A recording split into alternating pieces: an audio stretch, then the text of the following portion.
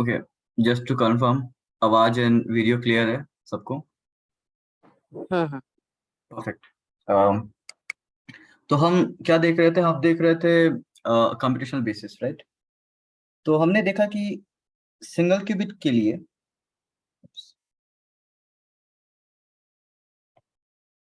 Single qubit के लिए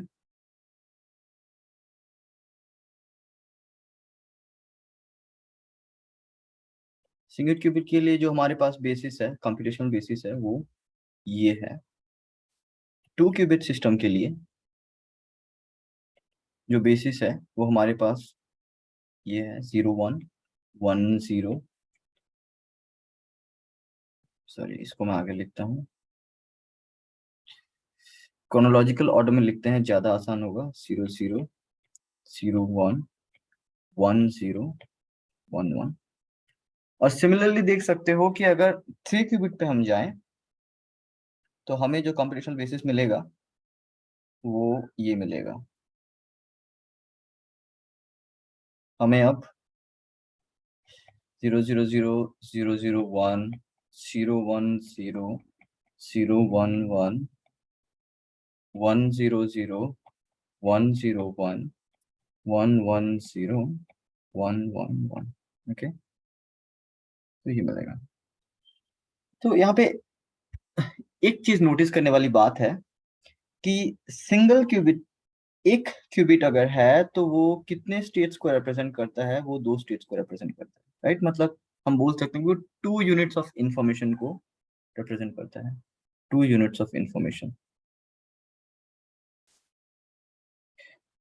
2 qubit system है तो वो कितनों को रिप्रेजेंट करता है? 4 यूनिट्स को। और 3 क्यूबिट है तो वो कितनों को करता है? 8 यूनिट्स को। बोलने का मतलब ये है कि यहाँ पे अगर हम फिर से देखें इस 2 क्यूबिट सिस्टम को, तो हमें एक 2 क्यूबिट का कंप्लीट स्टेट जानने के लिए हमें इन चारों नंबर का वैल्यू पता होना चाहिए, A B C और D। ओके, क्योंकि 2 क्यूबिट जो है वो 0 0 में भी हो सकता है, 0 1 में भी रह सकता है, 1 0 में भी रह सकता है, 1 1 में भी रह सकता है। वो इन चारों में से कहीं पे भी रह सकता है। तो आपको क्या पता होना चाहिए? A B और C D का वैल्यूज पता होना चाहिए यहाँ पे। क्योंकि A B और C D क्या बताते हैं कि क्या प्रोबेबिलिटी है, क्या चांस है कि वो 0 0 में रहे, क्या चांस है कि वो 1 0 में रहे, या 0 1 में रहे, या 1 1 में रहे। तो आपको 4 नंबर पता होना चाहिए एक 2 क्यूबिट के सिस्टम को क्लियरली डिफाइन करने के लिए। लेकिन अगर अगर आपको 2 क्लासिकल बिट का स्टेट पता करना हो, मतलब जो नॉर्मल कंप्यूटर हमारा काम करता है, 2 सिंपल बिट्स, तो वहां पे आपको सिर्फ क्या क्या पता होना चाहिए? पहला बिट क्या है और दूसरा बिट क्या है। पहला बिट या तो 0 होगा या फिर 1 होगा, दोनों के बीच में नहीं रहेगा, कोई एक ही होगा। दूसरा बिट जो है वो या तो 0 होगा या फिर 1 होगा अगेन। तो आपको एक 2 बिट के सिस्टम में सिर्फ 2 नंबर्स चाहिए उसका कंप्लीट स्टेट जानने के लिए। इसीलिए 2 बिट्स पे आप सिर्फ 2 यूनिट्स ऑफ इंफॉर्मेशन को एनकोड करोगे। लेकिन 2 क्यूबिट्स पे या फिर 2 क्वांटम बिट्स पे आपको कितने नंबर चाहिए? 4। A B C D, यहाँ पे 4 चीजें चाहिए, मतलब वो 4 यूनिट्स ऑफ इंफॉर्मेशन को रिप्रेजेंट करता है। सिमिलरली 3 क्यूबिट कितनों को रिप्रेजेंट करता है? 8 यूनिट्स ऑफ इंफॉर्मेशन को। और इसी तरह की मैं जनरलाइज क्या कर सकता हूं कि जो N qubit system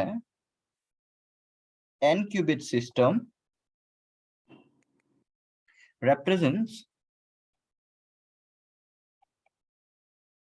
N units of information.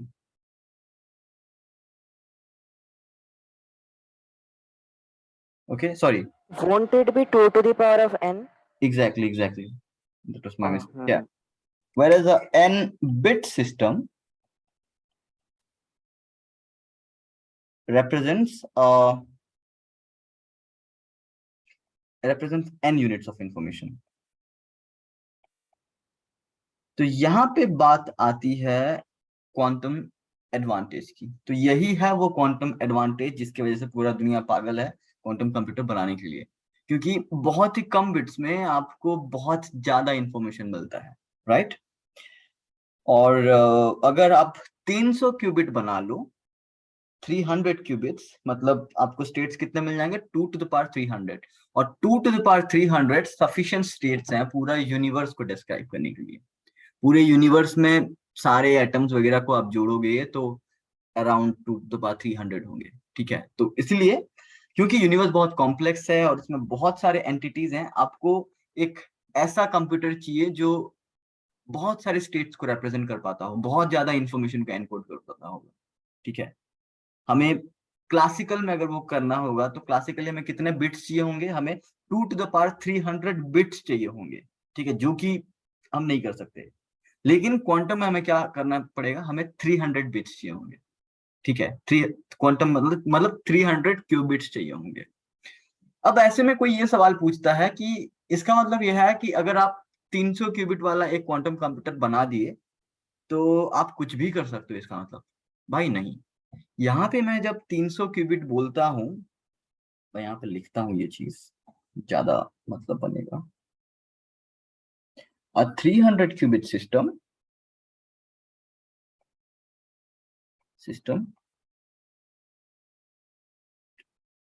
can represent all the atoms in our universe. Represent all the atoms in our universe.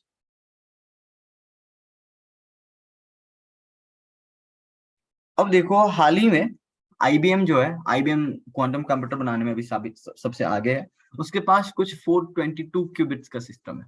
Okay, 422। तो आप मुझे बोलोगे भाई ये तो 300 से ज्यादा है, इसका मतलब ये ऑलरेडी पावरफुल है। नहीं, यहाँ पे जब मैं 300 क्यूबिट्स बोलता हूँ, ये जो मैं यहाँ पे जब मैं ये स्टेटमेंट बोलता हूँ, यहाँ पे ये जो 300 क्यूबिट्स का सिस्टम है, ये बिल्कुल नॉइजलेस होना चाहिए। ओके,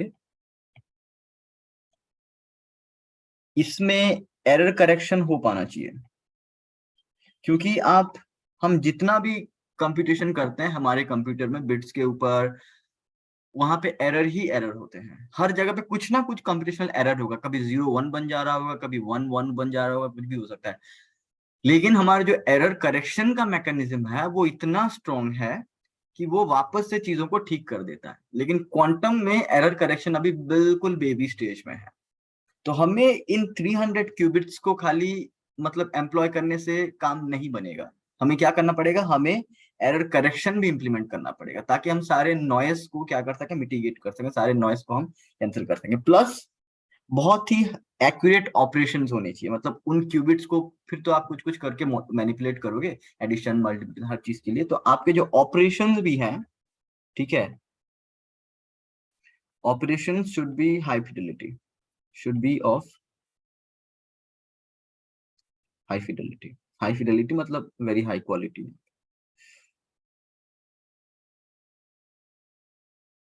और ये चीजें जो है,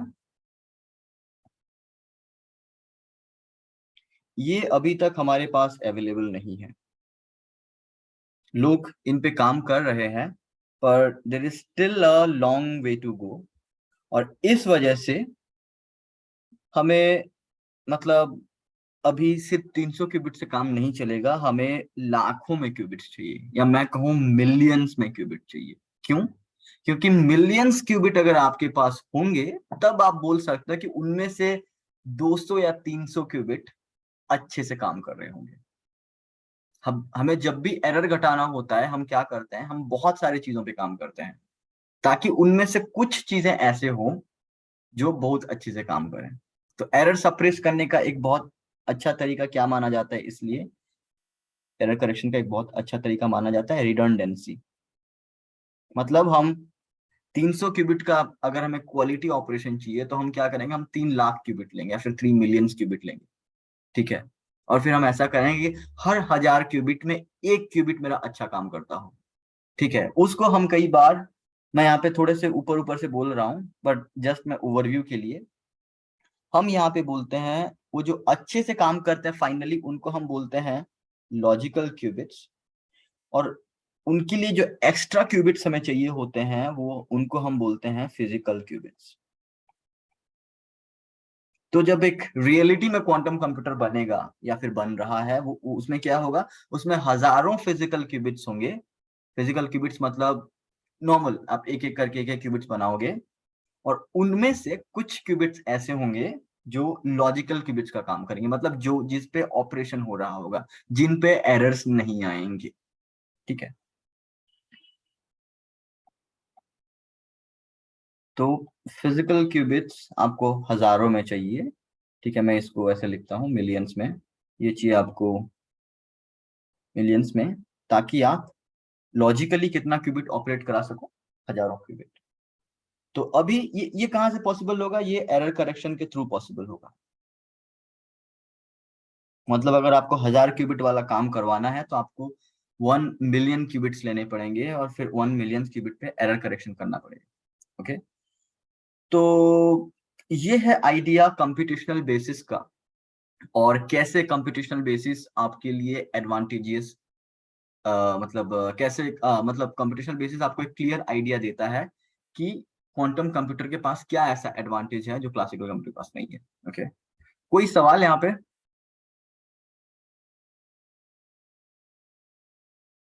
No. Lipsa, things making sense? पता चल रहा है कुछ थोड़ा बहुत? Yes. ओके, मैं सुन नहीं पाया बट आई गेस कि चीजें ठीक है। Your voice was a bit unclear.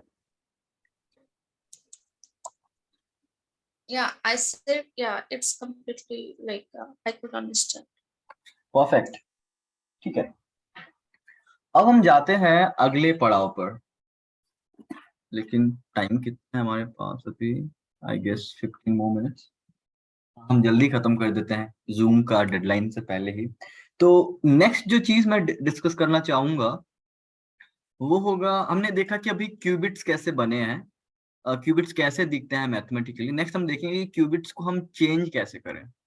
ठीक है, मतलब अभी वो 0 या फिर 1 में हो सकता है, लेकिन क्यूबिट्स को 0 और 1 में ही खाली नहीं रहना। मतलब हम एक क्यूबिट बनाते हैं 0 1 स्टेट में, फिर हम उसको कॉन्स्टेंटली चेंज करते हैं। हम चाहते हैं 0 को हम अपने मर्जी से कभी 1 बनाए, कभी 1 को 0 बनाए, इसी तरीके से ही ट्रांसफॉर्मेशन होते हैं। तो हम नेक्स्ट देखेंगे कि क्यूबिट्स पे ऑपरेशंस कैसे होते हैं। ठीक है, मेरा मेन तरीका, जैसे कि मैं शुरू से बताता हुआ आ रहा हूँ, मैं मैथ्स पे ज्यादा ध्यान दे रहा हूँ।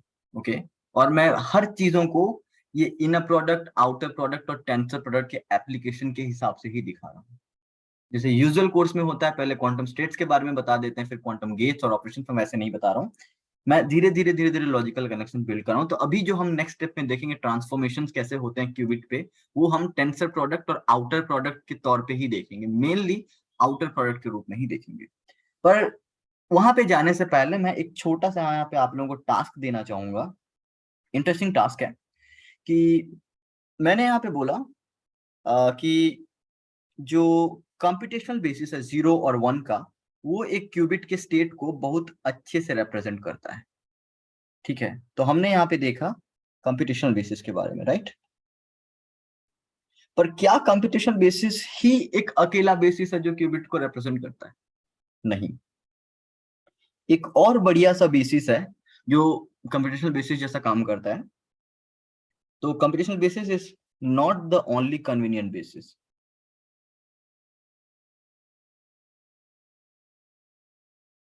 मोस्ट वाइडली यही यूज होता है, लेकिन एक और भी बेसिस है जिसको हम यूज करते हैं। तो मैं उसका नाम बताना चाहूंगा, उसका नाम है हैडमार्ड बेसिस, या फिर उसको कुछ लोग बोलते हैं साइन बेसिस, या फिर डायगोनल बेसिस। अब जो भी हो, जिसको भी हम बेसिस बोलना चाहिए, उसको दो रिक्वायरमेंट सेटिस्फाई करना चाहिए, राइट? और वो दो रिक्वायरमेंट्स क्या क्या है? एक था ऑर्थोगोनैलिटी और ऑर्थोनॉर्मेलिटी, सॉरी। बेसिस बनने के रिक्वायरमेंट्स क्या थे? एक था ऑर्थोनॉर्मेलिटी और दूसरा था कंप्लीटनेस, राइट? तो मैं एक क्लेम करता हूं और आप लोगों को प्रूफ करना है। ये जो हैडमार्क बेसिस है, ये हैडमार्क बेसिस ऐसे बनता है। मतलब मैं पहले बोल रहा था कंप्यूटेशनल बेसिस पे 0 और 1 जो है वो रिप्रेजेंट करते हैं। अब मैं बोलूंगा 0 और 1 का ये वाला कॉम्बिनेशन, 0 और 1/√2 और 0 - 1/√2, ये भी एक बेसिस बनाता है जिसको हम बोलते हैं हैडमार्ड बेसिस या फिर साइन बेसिस या फिर डायगोनल बेसिस। डायगोनल क्यों? क्योंकि ये 0 और 1 के बीच में रहता है। ओके, इसको अगर आप खोल के लिखोगे तो ये कैसे हो जाएगा? ये बेसिकली 1 0 प्लस 0 1, राइट, का रूट ओवर, और ये दूसरा वाला क्या है? ये है 1 0 माइनस 0 1। तो इसीलिए ये इक्विवेलेंट टू क्या हो गया? ये हो गया 1/√2 1 1 1/√2 1 माइनस 1। ठीक है, इसको मैं ऐसे लिखता हूं, इसको बोलते हैं प्लस स्टेट और इसको बोलते हैं माइनस स्टेट, जस्ट एक डेजिग्नेशन। तो ये जो हैडमार्ड बेसिस है ये भी एक बहुत इंपॉर्टेंट बेसिस है जिसको कि हम अक्सर ऐसे डिनोट करते हैं, और मैं आपको बोलूंगा कि आप चेक करो। ठीक है, तो एज अ असाइनमेंट और होमवर्क या फिर जैसे भी लो, एज अ एक्सरसाइज, पहले check that this forms a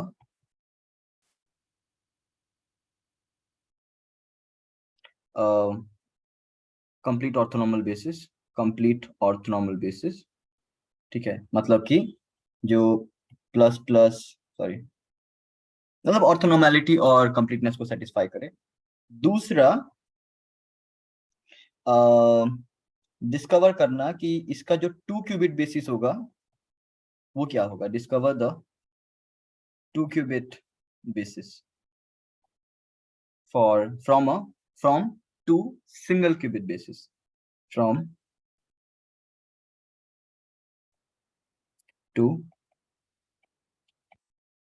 single qubit Hadamard basis। Okay, मतलब जैसे कि मैंने 2 क्यूबिट बेसिस, कंप्यूटेशनल बेसिस के केस में 2 क्यूबिट बेसिस बनाया सिंगल क्यूबिट के, single qubit, 2 single qubit system का टेंसर प्रोडक्ट लेके, वैसे यहाँ पे आप क्या करो, 2 सिंगल क्यूबिट्स लो, कौन से बेसिस में? हैडमार्ड बेसिस में, और फिर उन दोनों का टेंसर प्रोडक्ट लो और फिर देखो कि 2 क्यूबिट में वो क्या होगा। एक तीसरा चीज आप ये भी चेक कर सकते हो कि ये दोनों जो सिस्टम है कैसे एक दूसरे से रिलेट होंगे। बोले तो relate computational basis in terms of Hadamard basis। मतलब कि 0 को मैं प्लस और माइनस के कुछ कॉम्बिनेशन में लिख सकता हूँ, लेट्स से alpha plus plus beta minus. Similarly 1 को भी मैं यू नो लिख सकता हूँ, let's say A plus plus B minus. और सिमिलरली मैं 0 0 को भी लिख सकता हूँ इनके 2 क्यूबिट वर्जन पे। सिमिलरली 0 1 को, 1 0 को, 1 1 को, ये 2 क्यूबिट्स के लिए हो जाएंगे। ओके, ऑलराइट, तो ये कुछ क्वेश्चंस हैं जिनको आप ट्राई कर सकते हो just for your own fun, मजा आएगा डेफिनेटली। ठीक है, तो नेक्स्ट हम जाके देखते हैं कि आउटर प्रोडक्ट कैसे पूरा गेम बनाता है क्वांटम ऑपरेशंस के लिए। ओके, तो मैं इसको स्क्वीज करता हूं ताकि मुझे पता चले कि मैं इस जगह कितना यूज कर रहा हूँ। ओके, मेरा स्क्रीन थोड़ा यहाँ पे स्लो है, आई थिंक ये जूम का प्रॉब्लम है, जूम और ये पूरा सिस्टम का, बट एनीवे जो भी है। तो अब हम देखेंगे आउटर प्रोडक्ट एज ट्रांसफॉर्मेशन। ये वाला चीज मुझे काफी मजा आता है क्योंकि पूरा का पूरा क्वांटम कंप्यूटिंग में जो ऑपरेशंस लिखोगे ये सब आउटर प्रोडक्ट से डिफाइन हो सकते हैं। Outer products as transformation on qubits.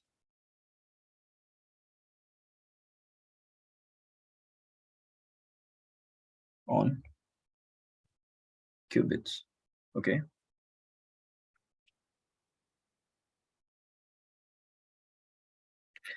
अच्छा अगर मैं, अच्छा कोई क्वेश्चन है अभी तक? नहीं, फाइन। मैं सपोज 0 0, ये क्या है, ये एक आउटर प्रोडक्ट है और मैंने बताया था कि आउटर प्रोडक्ट क्या है, एक मैट्रिक्स है, राइट। इसका मतलब एक मैट्रिक्स एक एज अ मैट्रिक्स ही एक वेक्टर पे ऑपरेट कर सकता है और ऑपरेट करने के बाद उस वेक्टर को चेंज कर सकता है। कूल। तो मैं क्या करता हूँ, 0 0 को ऑपरेट करके दिखाता हूँ, देखता हूँ कि ये अगर जीरो स्टेट पे ऑपरेट कर रहा है तो ये क्या देगा। ओके, तो इस चीज को कैलकुलेट करने के कई तरीके हैं। पहला कि अगर हम मैट्रिक्स फॉर्म में लिखेंगे तो 0 0 जो ऑपरेटर है या फिर 0 0 जो आउटर प्रोडक्ट है, ये जो आउटर प्रोडक्ट है ये एक ऑपरेटर है या फिर एक मैट्रिक्स बोलोगे, ये मैथमेटिकली तो एक मैट्रिक्स ही है, और ये एक मेरा स्टेट है, या फिर मैथमेटिकली बोलो तो ये एक वेक्टर है। तो यहाँ पे सिंपली एक मैट्रिक्स एक वेक्टर पे ऑपरेट होता है। ओके, तो क्यों ना हम इसको मैट्रिक्स फॉर्मेट में लिखेंगे, और मैट्रिक्स फॉर्मेट में लिखेंगे तो आपको ये मिलेगा 1 0 1 0, 0 के ऊपर अप्लाई होगा, 0 मतलब 1 0 के ऊपर अप्लाई होगा, और ये आप कैलकुलेट करोगे तो आपको क्या देगा, ये 1 0 ही देगा। All right. सिमिलरली अगर आप इस सेम चीज को दूसरे वाले स्टेट पे अप्लाई करोगे, दूसरा वाला बेसिस स्टेट जो कि 1, तो आपको क्या देगा 1 0 0 0, दूसरा वाला बेसिस स्टेट मतलब 0 1, ये आपको क्या देगा, ये आपको देगा, गेस, कैलकुलेट करता हूं, 1 0 1 0, यहाँ पे देगा 0 0 0 0 0, यहाँ पे देगा 0, राइट। अब इसको लिखने का कुछ मतलब नहीं बनता, ये एक काइंड ऑफ नल वेक्टर है यहाँ पे। ऑल राइट, तो इसको मैं 0 मान लेता हूँ। ओके, ये थोड़ा सा मतलब डाइजेस्ट करना मुश्किल है, बट मैं इसको 0 क्यों मान रहा हूँ, इसलिए कि जब मैं इनर प्रोडक्ट और आउटर प्रोडक्ट के हिसाब से इसको कंप्यूट करूंगा तो मुझे आंसर 0 मिलेगा। 0 मल्टीप्लाइड विद अ वेक्टर क्या देगा, 0, इसलिए मैं यहाँ पे इसको 0 लिख रहा हूँ। Okay, cool. इसको हम अगर हमारे क्वांटम कंप्यूटिंग के हिसाब से कैलकुलेट करेंगे तो मैं कुछ इस तरीके से कैलकुलेट करना चाहूंगा कि 0 0 जो है वो जब 0 के ऊपर अप्लाई हो रहा है, वो बेसिकली क्या हो रहा है, ये 0 पहला वाला 0 ऐसे रहा, और ब्रा 0 जो है वो उसके राइट साइड वाला कैट 0 के साथ ऐसे क्लब हो जाएगा। तो मुझे ये वाला जो आउटकम है मुझे पता है ये कितना होता है, नंबर 1, तो मतलब ये नंबर 1, और मेरे को आंसर मिला 0। सिमिलरली 0 0 अगर 1 के ऊपर ऑपरेट होता है तो मुझे क्या मिलेगा, पहला 0 को मैंने ऐसे ही रख दिया और फिर ब्रा 0 को लेके मैं कैट 1 के साथ क्लब करता हूँ, और मुझे पता है 0 और 1 जो है वो ऑर्थोगोनल स्टेट्स हैं, तो ये क्या दे देगा मुझे 0, तो 0 बराबर 0 कैट मल्टीप्लाइड विद 0, तो मुझे आंसर मिलता है 0। ओके, और अगर मैं इस दोनों को कंबाइंड वे में लिखता हूं, मतलब कि मैं ये अगर कंप्लीट करता हूँ 0 0 को ऑपरेट कराता हूँ 0 और 1 के कॉम्बिनेशन के ऊपर, बोले तो इस चीज के ऊपर, तो मुझे क्या मिलना चाहिए, मुझे मिलना चाहिए अल्फा को मैं बाहर ले जाता हूँ क्योंकि अल्फा एक नंबर है, और फिर ये वाला चीज कैलकुलेट कर लेता हूँ। ओके, प्लस बीटा को मैं बाहर ले जाता हूँ और फिर ये वाला चीज कंप्यूट कर लेता हूँ 0 1। ओके, तो मुझे आंसर में क्या मिल जाएगा, सॉरी एक चीज गलत कर दिया मैंने, यहाँ पे क्या था 0, तो मुझे मिल जाएगा, ये कितना था, ये 1, ये था 0, तो आंसर में मुझे मिल जाएगा अल्फा 0। ओके, अब देखो कि यहाँ पे ये जो स्टेट है, ये क्या है, एक क्यूबिट का जनरल स्टेट है, राइट, तो ये है जनरल स्टेट ऑफ क्यूबिट।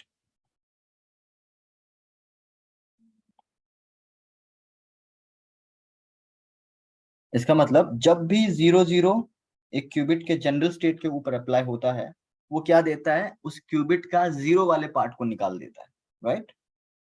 या फिर ये कहूं कि अल्फा 0 प्लस बीटा 1 के ऊपर जब अप्लाई हो रहा है, ये मुझे यहाँ पे लाके छोड़ देता है। और सिमिलरली आप ये चीज चेक कर सकते हो कि मैं अगर 1 को अप्लाई करता हूं अल्फा 0 प्लस बीटा 1 के ऊपर या फिर एक जनरल क्यूबिट के ऊपर, तो वो मुझे क्या लौटाता है, वो मुझे ये लौटा के देगा। ये चीज आप खुद चेक कर सकते हो, जैसे मैंने 0 0 के साथ चेक किया। ठीक है, तो जब भी ऐसे ऑपरेटर्स जो कि एक क्यूबिट के ऊपर एक्ट करके उसको या तो 0 वाले स्टेट में लाके छोड़ देते हैं या फिर 1 वाले स्टेट के ऊपर लाके छोड़ देते हैं कंप्लीटली, मतलब कोई और मिक्सचर पे नहीं, मतलब 0 को लेके 0 में छोड़ते हैं और 1 को लेके 1 में छोड़ते हैं, या फिर 0 और 1 के कॉम्बिनेशन को लेके या तो 0 में छोड़ेंगे या फिर 1 में छोड़ेंगे, तो उनको हम क्या बोलते हैं, प्रोजेक्टर्स बोलते हैं, प्रोजेक्टर ऑपरेटर्स बोलते हैं। तो इसको मैं एक प्रोजेक्टर ऑपरेटर बोलता हूँ P0, और इसको मैं बोलता हूँ प्रोजेक्टर ऑपरेटर P1। मतलब P0 क्या है, यहाँ पे 0 0, ठीक है, और P1 क्या है, ये 1 1। अब इंटरेस्टिंग बात यह है कि मतलब देखो, अगर मैं P1 को खाली 1 वाले स्टेट के ऊपर अप्लाई करूंगा तो मुझे क्या देगा, 0। मतलब ये बोल रहा हूं मैं यहाँ पे कि अगर इस जगह पे मैं 0 0 को 1 के ऊपर अप्लाई कराता तो मुझे क्या देता, वो 0 देता। और हाँ, अच्छा मैंने यहाँ पे तो ऑलरेडी अप्लाई किया हुआ है, सॉरी। तो हाँ, मैं जस्ट यहाँ पे फिर से कंप्लीशन के लिए फिर से यहाँ पे लिख दे रहा हूँ। 0 0 को अगर मैं 0 के ऊपर अप्लाई किया तो उसने मुझे 0 दिया। 1 1 को मैंने 1 के ऊपर अप्लाई किया तो उसने मुझे 1 दिया, लेकिन 1 1 को अगर मैं 0 के ऊपर अप्लाई करता हूँ तो मुझे 0 देता है। तो एक चीज देखना है कि ये जो प्रोजेक्टर है 0 0, वो 0 को लेके 0 में छोड़ता है, और 1 को और 1 को लेके 0, मतलब 1 को लेके कहीं नहीं छोड़ता है। ठीक है, वो सिर्फ 0 पे ही काम करता है और 0 को लेके 0 में छोड़ता है। सिमिलरली 1 1 जो है वो स्टेट को लेके सिर्फ 1 पे छोड़ता है। तो ये ऑपरेटर्स जो स्टेट को किसी एक पर्टिकुलर जगह पे छोड़ते हैं उनको हम प्रोजेक्टर्स बोलते हैं। यहाँ पे मैं इस चीज को इतना एम्फसाइज करके इसलिए बोल रहा हूं क्योंकि आपके पास ऐसे भी ऑपरेटर हो सकते हैं जो कि 0 1 की तरह दिखे। ये एक ऑपरेटर हो सकता है, ये भी एक ऑपरेटर हो सकता है, राइट, 1 0। ठीक है, तो यहाँ पे आप देख सकते हो क्या कि ये थोड़े से डिफरेंटली एक्ट करेंगे। बोले तो ये जो मेरा पहला वाला ऑपरेशन है, ये क्या करेगा, ये 1 को लेके 0 में छोड़ेगा। ठीक है, और ये जो दूसरा वाला ऑपरेशन है, ये क्या करेगा, ये 0 को लेके 1 बना देगा। ठीक है, इसको आप चेक कर सकते हो। मतलब ये आउटर प्रोडक्ट में आपका जो लेफ्ट साइड में है और जो राइट साइड में है वो डिसाइड करता है कि ये कौन से क्यूबिट को लेके कहां पे छोड़ेगा बेसिकली। मतलब यहाँ पे जो क्यूबिट है वो, मतलब यहाँ पे जो स्टेट है, ठीक है, जैसे कि यहाँ पे बड़ा 1 है, वो डिसाइड करेगा कि ये कौन से क्यूबिट, मतलब कौन सा क्यूबिट को लेगा, ये कैट 1 को लेगा और कहां पे छोड़ेगा, वो कैट 0 पे छोड़ेगा। ठीक है, सिमिलरली इस दूसरे केस में ये वाला जो एंट्री है, ये दिखाता है कि ये जब भी 0 कैट के ऊपर एक्ट करेगा वो उसको लेके कहां पे छोड़ेगा, 1 कैट के ऊपर छोड़ेगा। और जब भी ये 1 कैट के ऊपर एक्ट करेगा तो ये कुछ नहीं देगा क्योंकि उसका इनर प्रोडक्ट 0 के साथ 0 हो जाएगा। ठीक है, आई गेस मैंने थोड़ा कॉम्प्लिकेट किया, या फिर आप समझो। कोई question? No, no, it was clear. Lipsa, did I complicate things? No, it's clear. Okay, cool. तो अभी के लिए हम इसको यहीं पे रखते हैं। हम आगे की क्लास में देखेंगे कि ये जो, मतलब बाकी के जो ऑपरेशंस हैं, मतलब कोई 0 को 1 पे लेके जा रहा है, कोई 1 को 1 पे, कोई 1 को -1 पे लेके जा सकता है। इन सारे चीजों को अगर हम कंबाइन करेंगे ना तो हमें, मतलब आसान हो जाएगा कोई भी ऑपरेशन लगाने के लिए। मतलब हम एक क्यूबिट को कहीं पे भी लेके जा सकते हैं, बेसिकली ये एक क्वांटम स्टेट है हमारे पास, ठीक है, और इस क्वांटम स्टेट को हम कहीं पे भी घुमाना चाहते हैं, ठीक है, और ये घुमाने का काम कौन करेगा? बेसिक मैथमेटिकली ऑपरेटर करेगा, मैट्रिक्स करेगा, और फिजिकली कौन करेगा? कहीं पे लेजर लाइट करता है, तो कहीं पे माइक्रोवेव सिग्नल्स करते हैं, तो कहीं पे कुछ और करता है। बट बेसिकली ये सब है मैट्रिसेस, और ये मैट्रिक्स ही स्टेट्स को बदलते हैं। तो हम अगले क्लासेस में देखेंगे कि यही सेम आउटर प्रोडक्ट कैसे अलग अलग क्यूबिट्स को अलग अलग जगह पे ट्रांसफॉर्म करते हैं, और उसी चीज को यूज करके हम फिर आगे क्वांटम गेट्स बनाएंगे। और गेट्स ही होते हैं जो कि आपका मतलब डिजिटल लॉजिक वगैरह को डिफाइन करते हैं, जैसे नैंड गेट, नॉर गेट, ठीक है। सबसे पहले तो क्या होता है अपना नॉट गेट होता है। नॉट गेट क्या करता है? 0 को 1 बनाता है, 1 को 0 बनाता है।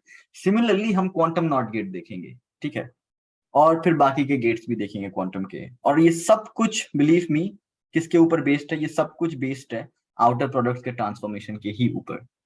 तो I think it's a good point two and it here, और फिर हम नेक्स्ट क्लास में इसका आगे कंटिन्यू करेंगे। और हाँ, आप ट्राई करो इन एक्सरसाइज को, इट वुड बी फन, ठीक है, और इस लास्ट पार्ट को भी ट्राई कर सकते हो, आई मीन इस पार्ट को, ठीक है, ये भी इंटरेस्टिंग हो सकता है कि ये क्यों मैंने ऐसा बोला कि ये पहला वाला जो चीज है ये 1 को लेके 0 पे छोड़ेगा, और इस वाले स्टेट में मैंने क्यों बोला कि 0 वाले स्टेट को लेके 1 पे छोड़ेगा, ये आप ट्राई कर सकते हैं। ऑलराइट देन, इतने में आज का क्लास रोकता है। Have a good day guys. अगर कोई क्वेश्चन है तो पूछो। नहीं तो आई गेस ऑल क्लियर। तो फिर मिलते हैं नेक्स्ट वीकेंड, सॉरी, ठीक है। और कुछ अगर बीच में आप लोगों को कंफ्यूजन वगैरह होगा तो जस्ट सेंड मी ईमेल और व्हाट्सएप मैसेज, ओके, ठीक है फिर, Okay. Bye bye, have a Okay. Good Bye day. then. Bye. Bye.